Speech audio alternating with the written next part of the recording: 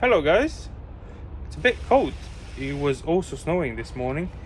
Today we're gonna be making intake manifold for M111, and I did one on the last video but I didn't show how it was done.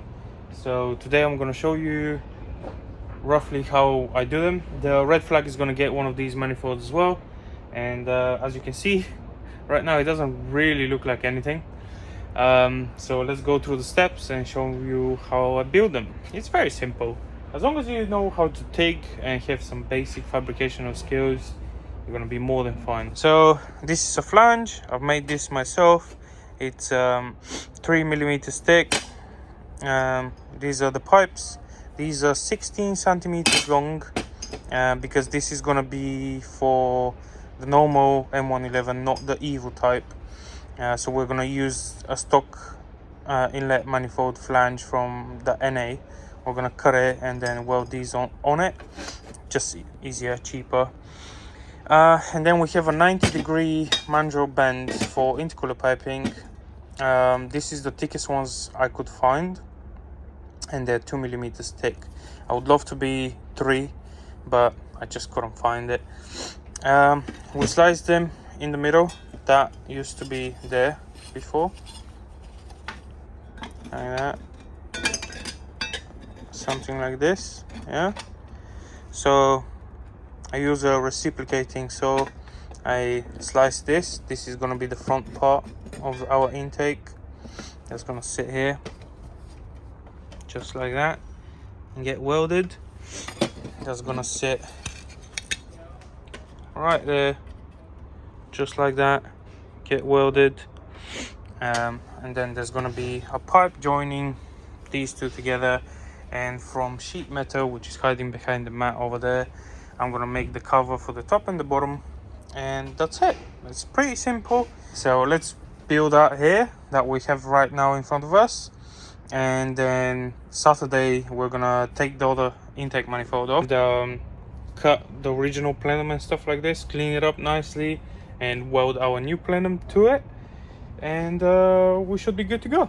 He should be ready for dyno the week after that, and we're gonna see the difference, if it ever makes any difference really, between my manifold and the other manifold. Other than it looks good, we're gonna check if the air is evenly distributed between the cylinders. Basically put new spark plugs in it, make a solid run, pull the plugs out and see condition of it. Unfortunately the red flag doesn't have EGT sensors. This is the best way to usually say if it's running right on all cylinders and if it's getting a perfect flow on the all cylinders, but this will give us like 99% sure of that, yep, it's working correctly. Okay, so they're welded on the inside.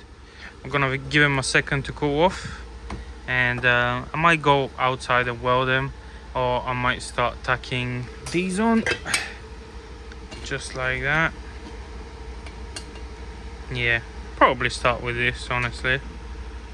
I just need to clean them up a little bit, and yeah,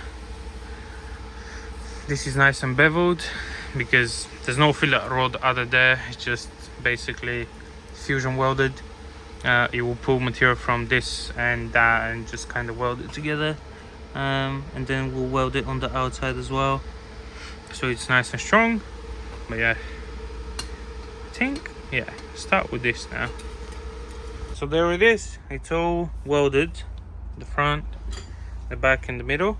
This is tack welded only because once I build that section in here, I'm gonna, the top and the bottom basically, once I build these, I'm gonna chop this off and I'm gonna wait for the car to come in, because we might need to extend this, or we can be able to just directly weld the flange on this for the dry bar wire.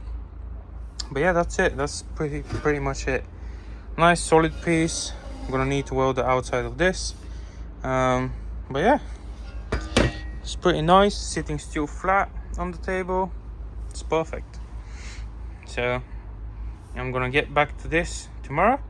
Now it's time to go home and yeah, play with the little guy. Alex probably can't wait to see me now, so I'll see you guys tomorrow, bright and early, 10 o'clock. Oh, I learned my lesson and I brought the heater from my gym here. And it's nice and toasty now. It's not that cold. Alright, let's get back to this. As you can see, I have made one of the plates. The other plate I have pretty much drawn it. I just need to cut it. But first, while it's easy access, I'm gonna tack this one in. Just to save me time. From the inside, flip it around, fully weld it.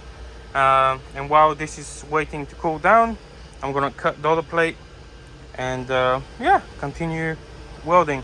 After that, we can do all the vacuum stuff and we're good to go. Okay, so both of the lids being welded, and I'm starting to weld the actual runners on the outside. I'm gonna weld that, chop the front, weld the bungs in for the vacuums and whatnot, and yeah, pretty much wait for the car to arrive. Once the car arrives, then I can chop the original manifold, weld this one on, bolt all the stuff to it, and away she goes. Many noises around right now, but this is it. It's all done. 80, 180, 320 and 800. I can polish it if I want to, but we haven't decided yet. But yeah, it's looking pretty good. Some places I went a little bit too deep. Well, we'll see how it goes. If it's painted, it doesn't really matter. I'm gonna primer it anyway. But yeah, now we wait for the car. Okay, and it's finished up and it's installed on the car. Nice and shiny. I'm gonna polish it still. It's all welded up. As you can see, throttle body is in position, but a millimeter over there, but plenty of space back there. Now I need to modify the vacuum for the booster and the vacuum lines that go to the ECU, the fuel pressure and the car. After that's done, I'm gonna modify the intercooler piping that we have. Pretty much that's gonna be very simple. I'm just gonna cut it right here down there and then kind of bring it towards the intake. And after that, I need to extend the wires for the inlet air temp and for the dry bar wire. Unfortunately, these won't reach. Before it was right in the middle, now it's all the way to the front of the engine, but that's not an issue. And tomorrow there's a Deutsch DT connector coming in, and then we're gonna fix the wiring for the coils. We'll see anyway. Next week this car is on the dyno, so we're gonna see if the manifold is working and if it's gonna make us gain more power, hopefully. But yeah, let's start one by one tackling the list of jobs that I need to do, so we can tidy up this car and give it back to the customer. But yeah, I'm pretty proud with this, how it looks, how it fits. Yeah, stay tuned. There's gonna be a video just purely on this car on the dyno and see what it makes. But yeah, George is gonna start tackling the list. This is how this is looking. Thank you very much, and I will see you guys on the next one. I hope you enjoyed it. I didn't include any of the actual welding stuff because it's kind of boring. It all needs to be time-lapse if I included it, so you know, I think that's plenty good. Hopefully it gives you an idea how to make yourself an intake manifold. It's not that hard. It takes about a day or two if you know how to weld and stuff like that. So I hope this was helpful, and I'll see you guys on the next one. Bye bye.